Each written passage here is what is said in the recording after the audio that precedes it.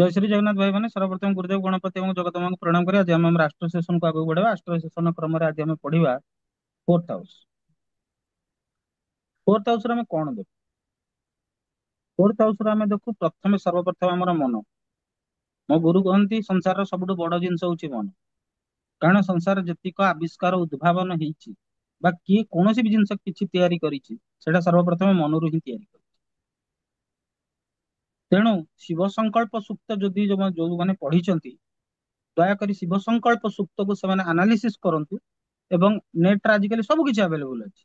शिव संकल्प सुक्त रे प्रत्येक संकल्प पर कर्मकांड रे पढ़ा जाए यज्जाग्रत दूर मुदैति दैवंत दुसुप्तस्य तथैवैति दूरंगमं ज्योतिषाम ज्योतिरेकम तन्मे मनः शिव संकल्पमस्तु। तार 6 कांडी ऋचा अछि ऋग्वेदर सुक्तटा। आउ एते श्लोक कहि कि एटी किछि प्रयोजन नाही। सेठी मन विषय रे ऋग्वेद रे क्लियरली वर्णित अछि कि मनर महत्वटा कौन। आउ सेटा यूट्यूब गूगल रे एनालिसिस सहित दिया जायछि। दयाकोरी सेटाକୁ ସମସ୍ତଙ୍କୁ ପଢିବାକୁ ମୋର ଅନୁରୋଧ। ଦୟାକରି ଆପଣ ପଢନ୍ତୁ ସେଟା କେତେ ସୁନ୍ଦର ଭାବରେ ବ୍ୟୁଟିଫୁଲି ତାକୁ ଏକ୍ସପ୍ଲେନ କରାଯାଇଛି। ତାଠୁ ବଡ ଏକ୍ସପ୍ଲେନେସନ ବେଦର ଏକ୍ସପ୍ଲେନେସନ ଟୁ ବଡ ଏକ୍ସପ୍ଲେନେସନ କିଛି ନ ହେଇପାରେ ବୋଲି ମୋର ମତ। ଆଉ କଣ ଦେଖୁ ଆମେ ଚତୁର୍ଥ ଭାବରୁ? ନା ମା କୁ ଦେଖୁ। ଆଉ କଣ ଦେଖୁ? ସୁଖ ସୁବିଧା ଦେଖୁ। ଆଉ କଣ ଦେଖୁ? ଗାଡି ଜମି କୋଠା ବାଡି ସମ୍ପତ୍ତି ଯେତିକି ପ୍ରକାର ସୁଖ ସୁବିଧା ସେଗୁଡାକୁ ବି ଆମେ ଦେଖୁ। ମୋର କହିବାର ତାତ୍ପର୍ଯ୍ୟ କଣ?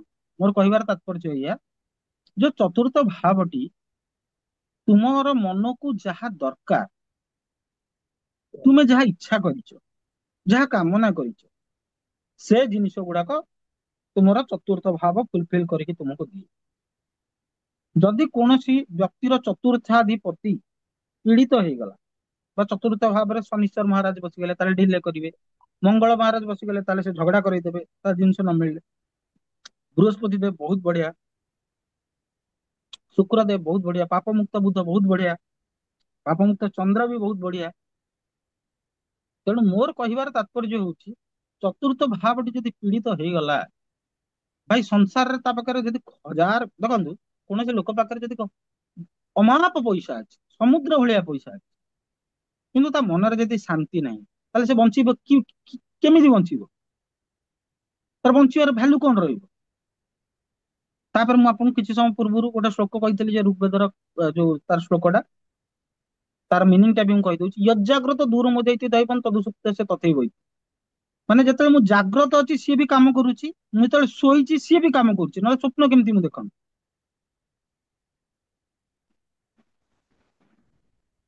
ତେଣୁ ମନ ଉପରେ କଣ ଭରସା ଅଛି? ମନ କେତେବେଳେ କୁଆଡେ ନେଇ କେମିତି ମାଡ ଦବ କିଏ କହିପାରିବେ? କେହି କହିପାରିବେ?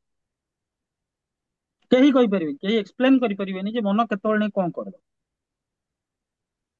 ଆଉ ଆମେ କଣ ଦେଖୁ? ଯେତିକ ପରଫ୍ୟୁମ ଯୋଉ ଲଗାନ୍ତି ପୁରା ସୁନ୍ଦର ସୁନ୍ଦର ପରଫ୍ୟୁମ ଯାହାକୁ ପସନ୍ଦ ସେଇଟା ବି ଚତୁର୍ଥ ଭାବରୁ ଆମେ ଦେଖୁ। ଚନ୍ଦ୍ରର ଯେତିକି କ୍ୟାରେକ୍ଟରିଷ୍ଟିକ୍ସ ର ଜିନିଷ ଅଛି, ଚନ୍ଦ୍ର ଯୋଉ ଯୋଉ ନ୍ୟାଚୁରାଲ କ୍ୟାରେକ୍ଟରିଷ୍ଟିକ କୁ ବିଲଙ୍ଗ କରେ ସେଇ ଜିନିଷ ଆମେ ଦେଖୁ। ଏବଂ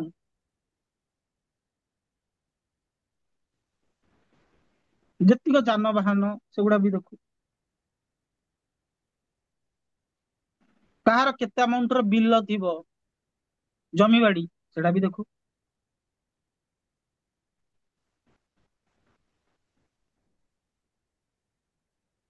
ତ ଏଇ ସବୁ ସୁଖ ସୁବିଧାର ଜିନିଷ ବା ଭୋଗର ଜିନିଷ ଆମେ ଚତୁର୍ଥ ଭାବରୁ ଦେଖୁ। ତେଣୁ ଯଦି କାହାର ଚତୁର୍ଥ ଭାବ ଭଲ ହେଇଗଲା ତାହେଲେ ତାର ଦିଟା ଅସୁବିଧା ହବ। ଦେଖ ଚତୁର୍ଥ ଭାବଟା ହଉଛି 4, 8, 12 ମୁଖ୍ୟ ତ୍ରିକୋଣ ଅଣ୍ଡରରେ ଆସେ। ମଣିଷ ମୁଖ୍ୟ କେତେବେଳେ ପ୍ରାପ୍ତ କରିପାରେ? ମଣିଷ ମୁଖ୍ୟ ସେତେବେଳେ ପ୍ରାପ୍ତ କରିପାରେ ଯେତେବେଳେ ସେ ସମସ୍ତ କାମନାରୁ ରହିତ ହେଇଯାଏ। ସେଥିପାଇଁ ଯଦି ମତେ ଆଧ୍ୟାତ୍ମିକ ଦୃଷ୍ଟିକୋଣରୁ ପଚରାଯିବ ମୁଁ କହେ ଯେ ଚତୁର୍ଥ ଭାବଟା ପୀଡିତ ହବା ନିହାତି ଆବଶ୍ୟକ। ନହେଲେ ତମର ଆଧ୍ୟାତ୍ମିକ ଉନ୍ନତି ହବନି। ମୁଖ୍ୟ ଆଡିକି କାହିଁ ମନ ଇଚ୍ଛା ହବ? ତମେ ତ ସବୁ ଭୋଗରେ ଭୋଗିତ ହେଇକି ରହିଗଲ। ମୁଁ ତମକୁ ଗୋଟେ ସିମ୍ପଲ ଏକ୍ସାମ୍ପଲ ଦଉଛି। ଆଜିକାଲି ଗୋଟେ ଟ୍ରେଣ୍ଡ ଚାଲିଛି ରିକ୍ସା ବାଲାର ପୁଅ फ्लड राइट तले कहा घरे कोठी पढ़ी आईएएस बजेई देला। ଆଉ ଗୋଟେ ବହୁତ ପଇସା ବାଲାର ପୁଅ ଯାହା ପାଖରେ ସବୁ ପ୍ରକାର ଭୋଗ ସାମଗ୍ରୀ ଅଛି ସିଏ ଚେଷ୍ଟା କରିକି ଆଇଏଏସ୍ ବଜେଇ ଦେଲା। ଲୋକ ଯାଉଛନ୍ତି ସେ ରିକ୍ସା ବାଲାର ପୁଅକୁ ଇଣ୍ଟରଭ୍ୟୁ କରୁଛନ୍ତି ଏବଂ ଆଉ ପ୍ରାଧାନ୍ୟ ଦିଆଯାଉଛି ଆଉ ତା କେସ୍ ଟା ଉଛୁଳୁଛି କୋଉଠି ମିଡିଆରେ। କିନ୍ତୁ ଆକ୍ଚୁଆଲି ତମେ ଯଦି ଗୋଟେ ଦୃଷ୍ଟିକୋଣରୁ ଭାବିବ ଯେ ଯଦି କୌଣସି ଲୋକ ତା ପାଖରେ କିଛି ନାହିଁ, ତା ପାଖରେ କେବଳ ପଢିବାର ହିଁ ସାମଗ୍ରୀ ଅଛି ଆଉ ତା ପାଖରେ କେବଳ ଗୋଟେ ଲକ୍ଷ୍ୟ ଅଛି ଯେ ଜାଣି ଯଦି ନ ପଢିବି ମୁଁ ମରିବି, ସିଏ ତାର ଗୋଟିଏ ଅ, ଏକମୁଖୀ ହେଇକି ପଢି ଚାଲିଲା। ଏକମୁଖୀ ହେଇକି ପଢି ଚାଲିଲା ମାନେ ତା ପାଖରେ ଆଉ କିଛି ଅପସନ ନାହିଁ, there is no other option out. ଭାଇ ସିଏ କହିଲା ମୁଁ ପଢିବି ନହେଲେ ମୋର ଆଉ କିଛି ନାହିଁ, ମୋ ପାଖେ ଆଉ ସଂସାଧନ କିଛି ନାହିଁ। କିନ୍ତୁ ଯାହା ପାଖରେ ସମସ୍ତ ଭୋଗ ବସ୍ତୁ ଅଛି ତଥାପି ସିଏ କଣ କରୁଛି ନା ପାଠ ପଢୁଛି କିଛି ଗୋଟେ ଲକ୍ଷ୍ୟ ନେଇକି, ତାହେଲେ ତାଙ୍କ ଭିତରୁ ସନ୍ନ୍ୟାସୀ କିଏ ହେଲା? ଭୋଗର ଜିନିଷଟା ଯଦି ପାଖରେ ରଖିକି ତାକୁ ତ୍ୟାଗ କରାଯାଇପାରେ ତାହେଲେ ହିଁ ଜାଣିବ ପ୍ରକୃତ ତ୍ୟାଗ ହେଲା। ଯେହେତୁ ଫୋର୍ଥ ହାଉସ ମୁଖ୍ୟ ତ୍ରିକୋଣ ଅଣ୍ଡରରେ ଆସୁଛି, ତେଣୁ ତମେ ଫୋର୍ଥ ହାଉସ ର କଥା ପ୍ରଘଟ କରିବା କଥା ନୁହେଁ। କହନ୍ତି ଯେ ମନ କଥା ମନରେ ରହିଲେ ବହୁତ ଭଲ, ଆଉ ତାରି ଆଗରେ ପ୍ରକାଶ କରେ ଯିଏ ଯୋଗ୍ୟର ଲୋକ ହେଇଥିବ ତାରି ଆଗରେ ପ୍ରକାଶ କର, ସମସ୍ତଙ୍କ ଆଗରେ ମନ କଥା କୁହନି। ତମ ବ୍ୟାଙ୍କରେ କେତେ ବାଲାନ୍ସ ଅଛି ତମେ କଣ କାହାକୁ ଦେଖାଅ? ତମର କେତେ ଜମି ବାଡି ଅଛି ତମେ କଣ କାହାକୁ କୁହ ମୋର ଏତେ ଏକର ଜମି ସମ୍ପତ୍ତି? ଯୋଉମାନେ ମୂର୍ଖ ଥାନ୍ତି ସେମାନେ ଯାଇକି ଡିଣ୍ଡିବ ପିଟନ୍ତି, କିନ୍ତୁ ଯୋଉମାନେ ଆକ୍ଚୁଆଲି ବୁଦ୍ଧିମାନ ସେମାନେ କହିବେ ମୋ ପାଖରେ ଏତେ ପଇସା ଅଛି, ମୋର ଏତେ ବ୍ୟାଙ୍କ ବାଲାନ୍ସ ଅଛି। କେବେ ବି କହିବେନି, କେବେ ବି କହିବେନି। ତେଣୁ ମୋର କହିବାର ତାତ୍ପର୍ଯ୍ୟ କଣ? ମୋର କହିବାର ତାତ୍ପର୍ଯ୍ୟ ଏଇଆ ଯେ ସଂସାରରେ ଯଦି ମନକୁ ସାଟିସ୍ଫାଏ କରିବାର ଅଛି ବା ମନ ସମସ୍ତ ଭୋଗକୁ ସାଟିସ୍ଫାଏ କରିବାର ଅଛି, ତାହେଲେ ସେଟା ଆମେ ଆଷ୍ଟ୍ରୋଲୋଜିକାଲି ଫୋର୍ଥ ହାଉସ ରୁ ହିଁ ଚେକ୍ କରିବା। ସେ କଣ ଚେକ୍ କରିବା କି ଫୋର୍ଥ ଲର୍ଡ ର ପୋଜିସନ କେମିତି ଅଛି, ସେ କୋଉ ଭାବରେ ଯାଇ ବସିଯାଇଛି। ମନେ ରଖିଥାନ୍ତୁ ଈଶ୍ୱର ଯେତେବେଳେ କୌଣସି ସଂରଚନା କରିଛନ୍ତି କୌଣସି ଭାବ ଭଲ ନୁହଁ କୌଣସି ଭାବ ଖରାପ ନୁହଁ। ଈଶ୍ୱର ଯେତେବେଳେ କୌଣସି ବି ସଂରଚନା କରିଛନ୍ତି କୌଣସି ଭାବ ଭଲ ନୁହଁ କୌଣସି ଭାବ ଖରାପ ନୁହଁ, ପ୍ରତ୍ୟେକ ଭାବରେ ଗୋଟେ ସ୍ପେସିଫିକ ପର୍ପୋଜ ଅଛି। ତୁମେ ଯଦି ସେ ପର୍ପୋଜ ବିଷୟରେ ଅବଗତ ଅଛ ତାହେଲେ ତୁମକୁ ଏତେ ପ୍ରୋବ୍ଲେମ ହବନି। ତୁମେ ଯଦି ସେ ପର୍ପୋଜ ବିଷୟରେ ଅବଗତ ନାହ ତାହେଲେ କଣ ହବ? ତମ ମନ ଚାହୁଁଥିବ ଗୋଟେ କିନ୍ତୁ ତମ ଭାଗ୍ୟ ରଚା ହେଇଥିବ ଗୋଟେ। ଏ ପ୍ରୋବ୍ଲେମରେ ମୁଁ ବହୁତ ଫସିଛି, ଏ ପ୍ରୋବ୍ଲେମରେ ମୁଁ ଏତେ ଫସିଛି କହିବା ବାହାରେ। ଆଉ ମୁଁ ସେଇଥିପାଇଁ ଆଷ୍ଟ୍ରୋଲୋଜି ପଢିବାକୁ ଗଲି କାହିଁ ମୋ ସହିତ ଏମିତି କାହିଁକି ହଉଛି, ୟାର ଆନ୍ସର କିଏ କହିପାରିବ?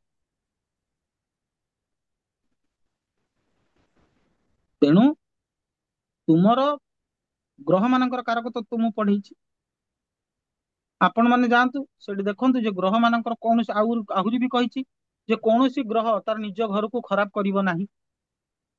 କାହିଁ ଖରାପ କରିବ, ତାର କଣ କାମ ଅଛି? କାହିଁ ସେ ତାର ନିଜ ଭାବକୁ ନିଜ ଘରକୁ ଖରାପ କରିବ? ତେଣୁ ମୋର ଏତିକି କହିବାର ଇଚ୍ଛା ଯେ ଫୋର୍ଥ ହାଉସ ତମକୁ କଣ ଡିଟରମାଇନ କରୁଛି। ଏବେ ମୁଁ ପଳେଇ ଆସିବି ସେ ଯୋଉ ଚାର୍ଟ କଥା କହୁଥିଲି, ଗୋଟେ ଚାର୍ଟ ରେ ଫୋର୍ଥ ହାଉସ ର ଲର୍ଡ ପୀଡିତ ଅଛି ଏବଂ ଶନିଶ୍ଚର ମହାରାଜ ସେଇ ଜାଗାରେ ଗୋଚର କରୁଛନ୍ତି ବର୍ତ୍ତମାନ ଷ୍ଟେଜ, ଏବଂ ସେଇ ଫୋର୍ଥ ହାଉସ ରେ ଆଗରୁ ନାଟାଲ ଚାର୍ଟ ମାନେ ଲଗ୍ନ ଚାର୍ଟ ରେ ଚନ୍ଦ୍ର ବସିଥିଲେ। ତ ଚନ୍ଦ୍ର ଉପରେ ଯେତେବେଳେ ଶନିଶ୍ଚର ମହାରାଜ ଗୋଚର କରନ୍ତି ତାକୁ କୁହାଯାଏ ସାଢେ ସାତି। ସାଢେ ସାତି ବା ଢାଇଆ, ଢାଇଆ ତ ମାନେ ଫାଷ୍ଟ ଢାଇଆ କମ୍ପ୍ଲିଟ ହେଇକି ସେକେଣ୍ଡ ଢାଇଆ ଯେତେବେଳେ ଷ୍ଟାର୍ଟ ହେଇଛି ସେ ପିଲାଟି ବହୁତ ହି ଭଲ ପଢୁଥିଲା, ହଠାତ୍ ତାର କଣ ହେଲା ଭଗବାନ ଜାଣନ୍ତି, ସେ ବାଇ ଡିଫଲ୍ଟ ଡିପ୍ରେସନ କୁ ପଳଉଛି। ଏମିତି କଣ ପାଇଁ ହଉଛି? ଠିକ ଅଛି ନା? ତେଣୁ ଫୋର୍ଥ ଲର୍ଡ ଯେତେବେଳେ ମଣିଷର ପୀଡିତ ହୁଏ ମନରେ ଅଭାବ ଆସିଯାଏ। ଆଉ ମୋ ଗୁରୁ କହନ୍ତି କି ଯେ ଅଭାବ ପରିଶ୍ରାନ୍ତ ମନ ଧର୍ମ ବା ବ୍ରହ୍ମ ଜିଜ୍ଞାସା କରେ ନତୁବା କରେ ନା। ମନ ଯେତେବେଳେ ଅପୂର୍ଣ୍ଣ ରହେ, ସନ୍ନ୍ୟାସୀ କି ଦେଖ, ସନ୍ନ୍ୟାସୀର କାମ କଣ? ସିଏ ଖାଇ ପିଇକି ବସିକି ଆରାମ ସେ ତାର ଖାଇବା ପିଇବାର ନା ଟେନସନ, ତାର କିଛି ସଂସାର ଟେନସନ, ତା ପାଖରେ କିଛି ନାହିଁ ତଥାପି ସେ ଆନନ୍ଦିତ ଅଛି। ତାର ମନର କେତେ ଇମ୍ପାକ୍ଟ ରହୁଛି। ତେବେ ଆଜିର ସେସନ ଆମେ ଜାଣିଲେ ଫୋର୍ଥ ହାଉସ ବିଷୟ। ଫୋର୍ଥ ହାଉସ ର ଲର୍ଡ ଯଦି ଫୋର୍ଥ ହାଉସ ରେ ବସିଛି, ସେ ଶନିଶ୍ଚର ମହାରାଜ ହୁଅନ୍ତୁ, ସେ ତାଙ୍କ ଘରକୁ କେବେ ବି ଖରାପ କରିବେନି। ଆଉ ଫୋର୍ଥ ହାଉସ ରେ ଯଦି କେତୁ ବସିବା, ଯିଏ କି ଡିଟାଚମେଣ୍ଟ ର କାରକ, ସେ କଣ କରିବେ? ଫୋର୍ଥ ହାଉସ ରେ ଯଦି ସନ୍ ବସିଗଲେ କଣ କରିବେ? ତେଣୁ ଜେନେରାଲି ଶୁଭ ଗ୍ରହ ଗୁଡାକୁ ଫୋର୍ଥ ହାଉସ ପାଇଁ ବହୁତ ବଢିଆ, ଆଉ ପାପ ଗ୍ରହ ଗୁଡା ଖରାପ। ତେବେ ଆଜିର ସେସନ ପାଇଁ ସମସ୍ତଙ୍କୁ ଜୟ ଶ୍ରୀ ଜଗନ୍ନାଥ।